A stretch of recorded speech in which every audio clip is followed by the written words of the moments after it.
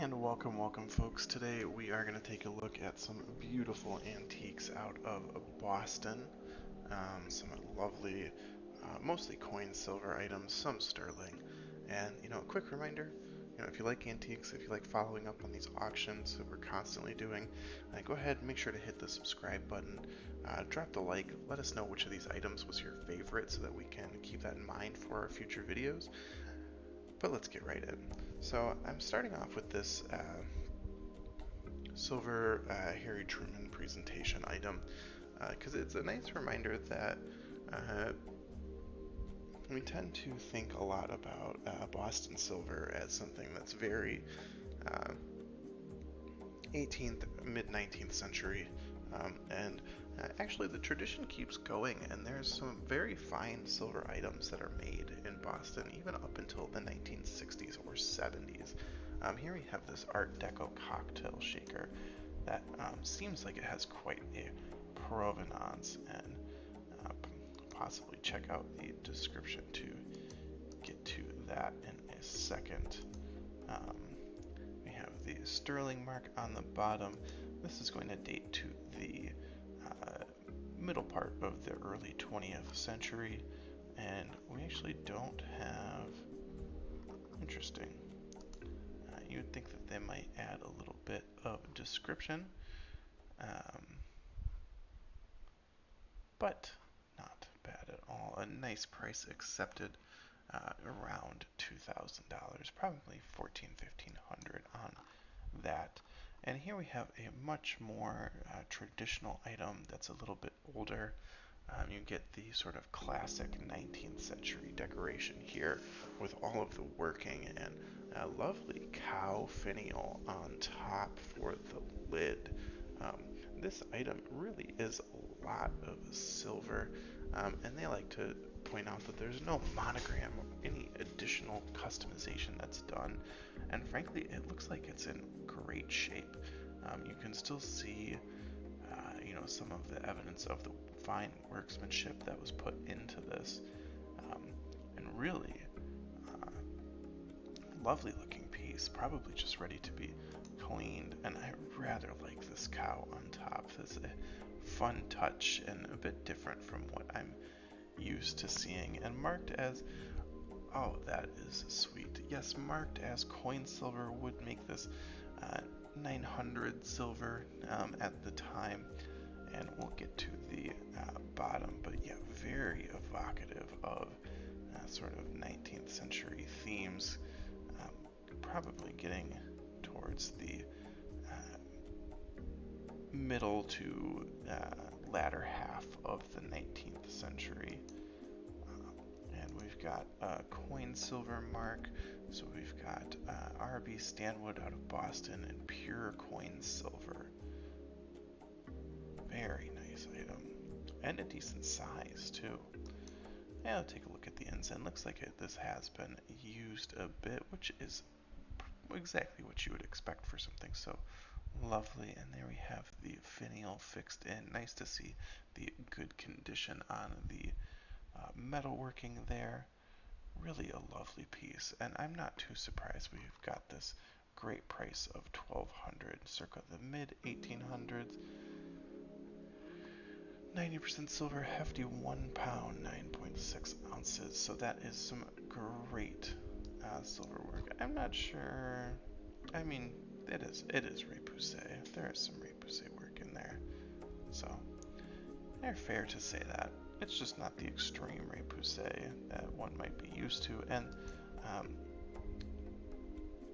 I would also think that, repoussé tends to be very thin objects. This does not look thin at all, which would add to the difficulty of doing the repoussé work.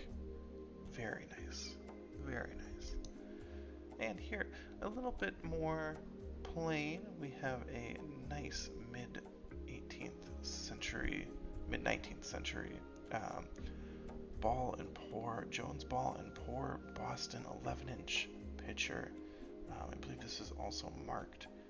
And we have a monogram on the front. Let's see if we can make it out. I'm sure they have it in the description.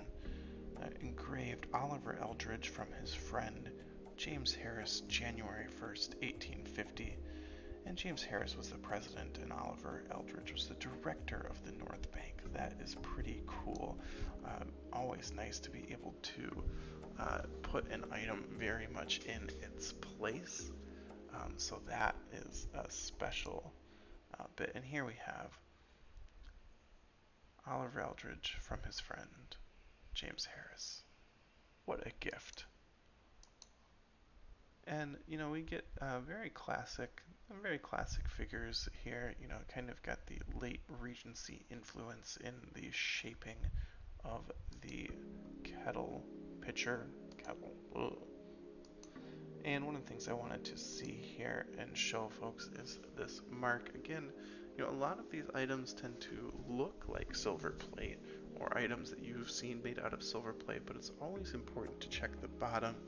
Here we've got the pure silver coin mark, which is going to put it in that 900 silver category. And we've got a nice weigh-in here at about 1 pound, 5.5 ounces. So some good weight to this as well. I wouldn't say worth its weight in gold, but it's certainly worth its weight in silver. And last, I really rated this presentation mug and frankly thought $190 was a pretty good deal. Here we have a date right on the front of 1867, August 4th, for Edwin E. Allen. We've got some nice carved work going on here, and I really, if you follow the channel, you know how much I love both the Greek key stylization and the sort of internal work that is just meticulously done around both the top and the bottom. A rather smashing piece, if you ask me, and these are the items I tend to think can have the potential to far outperform their weight.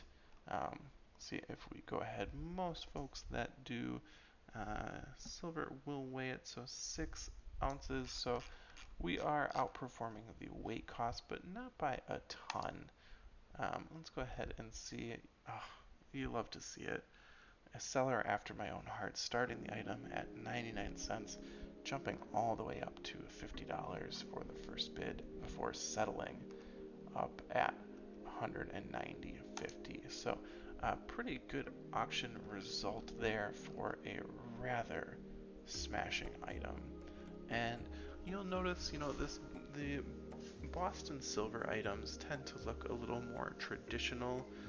We don't have the same sort of strong Art Deco modernism movement that took over in European silver, and partially because at that time, there simply wasn't as much silver being produced in Boston as there was in the 19th century, which, I know at the beginning of the video I started out with saying, don't forget the stuff is still made in Boston, and certainly the late 18th and mid 19th century are sort of the golden ages of silver production coming out of Boston, but lovely pieces were still made beyond that.